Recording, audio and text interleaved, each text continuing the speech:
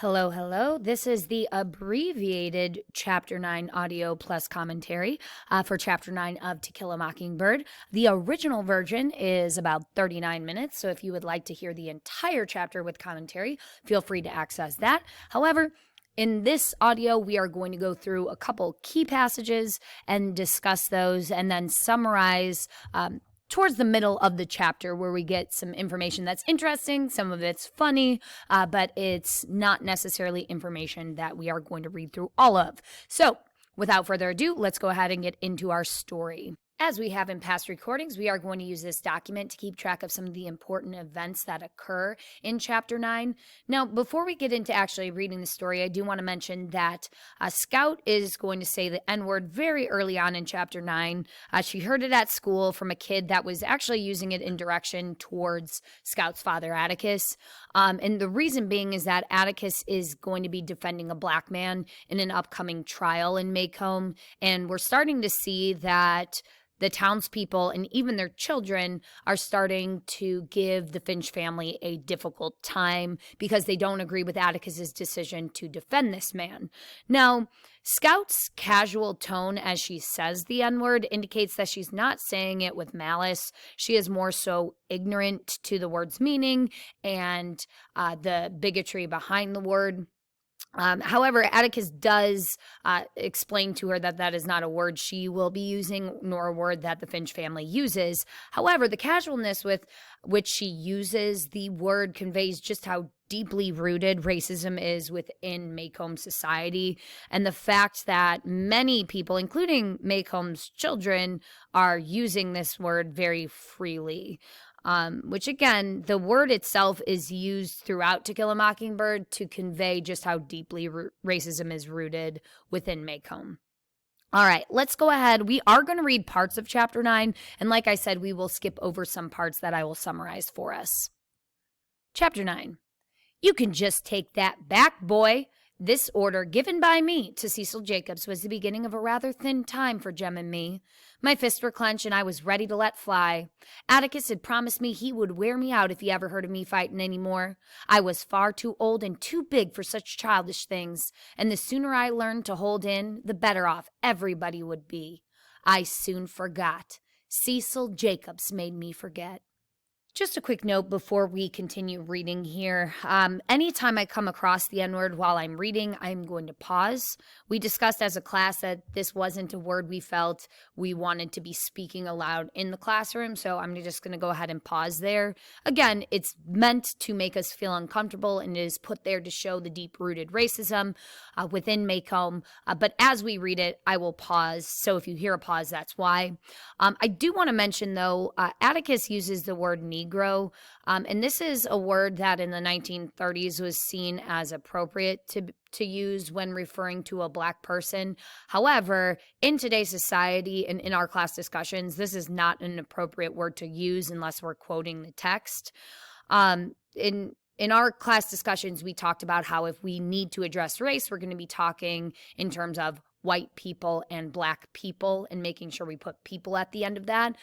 So just as a note, again, I'll be pausing at the N-word, but when we're having our class discussions, make sure we're using white people, black people. All right, let's go ahead and get back to the text. He had announced in the schoolyard the day before that Scout Finch's daddy defended. I denied it, but told Jem. What do you mean by saying that? I asked. Nothing, said Jem. Ask Atticus, he'll tell you. Do you defend Atticus? I asked him that evening. Of course I do. Don't say Scout. That's common. It's what everybody at school says. From now on, it'll be everybody less one. Well, if you don't want me to grow up talking that way, why do you send me to school?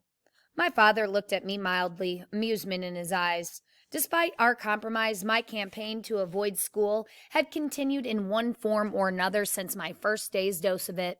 The beginning of last September had brought on sinking spells, dizziness, and mild gastric complaints. I went so far as to pay a nickel for the privilege of rubbing my head against the head of Miss Rachel's cook's son, who was afflicted with a tremendous ringworm. It didn't take. But I was worrying another bone. Do all lawyers defend Negroes, Atticus? Of course they do, Scout. Then why did Cecil say you defended? He made it sound like you were running a sill. Atticus sighed. I'm simply defending a Negro. His name's Tom Robinson. He lives in that little settlement beyond the town dump. He's a member of Calpurnia's church, and Cal knows his family well. She says they're clean-living folks. Scout, you aren't old enough to understand some things yet, but there's been some high talk around town to the effect that I shouldn't do much about defending this man. It's a peculiar case. It won't come to trial until summer session. John Taylor was kind enough to give us a postponement. Now, a quick note here. Atticus has to defend Tom Robinson because he's been appointed to do so. And Tom Robinson, again, is a black man in this community. And we'll find out later he's being accused of raping a white woman in the town. Now, he has to defend this man, but basically what the townspeople want is for Atticus to blow the case, to not defend him and do his best to defend him. All right, so we'll keep on reading and see what Atticus's response to this is. If you shouldn't be defending him, then why are you doing it? For a number of reasons, said Atticus. The main one is, if I didn't, I couldn't hold my head up in town. I couldn't represent this county in the legislature. I couldn't even tell you or Jem not to do something again. You mean, if you didn't defend that man, Jem and me wouldn't have to mind you anymore? That's about right. Why? Because I could never ask you to mind me again. Scout, simply by the nature of the work, every lawyer gets at least one case in his lifetime that affects him personally. This one's mine, I guess. You might hear some ugly talk about it at school, but do one thing for me if you will. You just hold your head high and keep those fists down, no matter what anybody says to you. Don't you let them get your goat. Try fighting with your head for a change. It's a good one, even if it does resist learning. Atticus, are we going to win it? No, honey. Then why? Simply because we're licked 100 years before we started is no reason for us to not try to win, Atticus said. All right, so in this scene we see that Atticus is trying to teach Scout that you have to abide by your own moral code. So he says things like, I couldn't lift my head up high if I didn't defend this man. And again, we're talking defend in terms of the town wants him to just blow the case. They understand he has to take the case for his job, but they don't want him to actually do his best to defend Tom Robinson. So Scout is having a hard time realizing why Atticus would do this, given that everybody is working, not everybody, but that the majority of the white townspeople are thinking he shouldn't do this. And he is talking about how important it is to follow your own morals and how that's more important than doing what everybody thinks you should do. We also see here that Atticus doesn't believe he's going to win the case, that he has much of a chance. And keep in mind that this is the 1930s in Macomb, Alabama, southern Alabama. So we know that the jury is going to be a jury of all white men. So Atticus knows that that would be an uphill battle for his client to win, but he knows it's the right thing to do, and he says that's why we must do it. The scene also gives us insight into Atticus's parenting style. He's not sheltering Scout. He's honest and upfront with her here. He's talking with her about the town's racist beliefs, and this allows her to actually grapple with what's going on instead of to be just left in the dark and not understanding. So Atticus sees it as being very important to actually talk with children and explain things to children in a way they can understand, rather than just trying to keep them ignorant or to avoid telling them the truth. All right, here we're going to skip ahead a little bit, so I'm going to do a little summarizing. So we're leaving off here, and we are on page 101, and I'm going to summarize the next couple pages here. So after all this talk with Atticus, Scout decides she's not going to fight anymore, and when she goes to school the next day, little Cecil Jacobs is still giving her a hard time, and instead of fighting him, she just walks away and then gets called a coward, but she's very, very proud of herself for not fighting him, because she knows that's what Atticus would want. We also see that Christmas is approaching, and Uncle Jack comes to visit on Christmas Eve. The kids are super excited about this. He's a doctor, he doesn't live in Macomb, and he comes to stay for a week around Christmas time. However, the kids are dreading going to see their other relative, Atticus's sister, Aunt Alexandra, who they always go to visit on Christmas. Scout says the only redeeming thing is that she is a very good cook. On page 103, it best sums up how Scout views her aunt. It says, Aunt Alexandra would have been analogous to Mount Everest.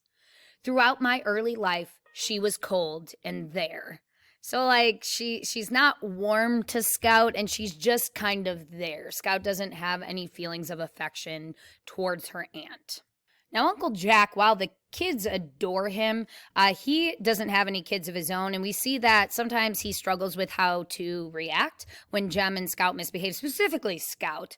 And so he gets really frustrated because she keeps on cussing, and Atticus is like, this is just a phase, it's going to pass, just ignore her and it'll stop. But clearly, Jack is upset by this. So this is page 105, first full paragraph. But at supper that evening, when I asked him to pass the damn ham, please, Uncle Jack pointed at me. See me afterwards, young lady, he said. When supper was over, Uncle Jack went to the living room and sat down. He slapped his thigh for me to come sit on his lap. I liked to smell him. He was like a bottle of alcohol and something pleasantly sweet. He pushed back my bangs and looked at me. You're more like Atticus than your mother, he said. You're also growing out of your pants a little. I reckon they fit all right. You like words like damn and hell now, don't you? I said, I reckon so. Well, I don't, said Uncle Jack. Not unless there's extreme provocation connected with them. I'll be here a week, and I don't want to hear any words like that while I'm here. Scout, you'll get in trouble if you go around saying things like that. You want to grow up to be a lady, don't you? I said, not particularly. So we're going to see in this chapter a number of people, including Uncle Jack and then Aunt Alexandra. They're going to say, like, Scout, don't you want to be a lady? And Scout's like, not really. And we're starting to see some of these gender roles really come into play. And the fact that Scout doesn't fit what it means to be like a young, proper young lady bothers a number of people. However, Atticus is perfectly fine with how Scout is. And Scout here, when she's asked if she wants to be a lady, she's like, not really. And because in her mind, being a lady means not being able to do much, being stuck in the home, and not being able to play the type of games she likes to play. All right, continuing on with our summary. The kids get air rifles for Christmas. Uncle Jack has brought them upon Atticus's request. However, when they're talking about the air rifles, Atticus says, like, oh, you're going to have to teach him, Jack. And Jack says, like, no, Atticus, you're going to teach him. And Atticus does not seem to want to teach them how to use these air rifles. On Christmas Day, they head to Finch's Landing, where we meet Aunt Alexandra, her husband, and we also meet Francis, who is Aunt Alexandra's grandson. And Scout describes him as the most boring child she has ever met. Now, we again get a reference to Aunt Alexandra disapproving of Scout and the way Atticus is raising her, all the way down to like what she's wearing, and also the fact that Atticus just kind of lets her run around and play with Jem and do whatever she wants. And Scout makes the comment that Aunt Alexandra wants her to like have little tea parties and wear pearl necklaces and act like a proper young lady. Now, Scout is, much like many of you, maybe during holidays, there's a kids' table and an adults' table. Scout is sat at the kids' table, and she appears to be the only one there because Jem and Francis are both allowed to sit at the adults' table, so there's a little table just for her, which seems kind of cruel and unfair. And she is very upset by this. And then after dinner, we see Scout getting herself into some trouble. So Dill's name comes up, so Scout references Dill and says like, oh yeah, we're going to get married. And Francis makes a comment about Dill and how he's bounced around from relative to relative and how he really doesn't have a home. And Scout defends Dill, and she gets upset that Francis is saying these things. But as a reader, we start to imagine and think about like Dill and how he's always making up stories about his dad, and we do get the vibe that maybe his home life isn't that great. Let's take a look at a passage. This is on page 110, a little bit ways down the page. This is where Francis really gets under Scout's skin. He says, if Uncle Atticus lets you run around with stray dogs, that's in reference to Dill, that's his own business, like Grandma says, so it ain't your fault. I guess it ain't your fault if Uncle Atticus is a lover besides, but I'm here to tell you it certainly does mortify the rest of the family. So here he's referring to the fact that his Uncle Atticus is defending Tom Robinson, a black man, in court.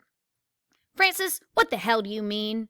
"Just what I said. Grandma says it's bad enough that he lets you run wild, but now he's turned out a lover. We'll never be able to walk the streets of Maycomb again. He's ruining the family. That's what he's doing."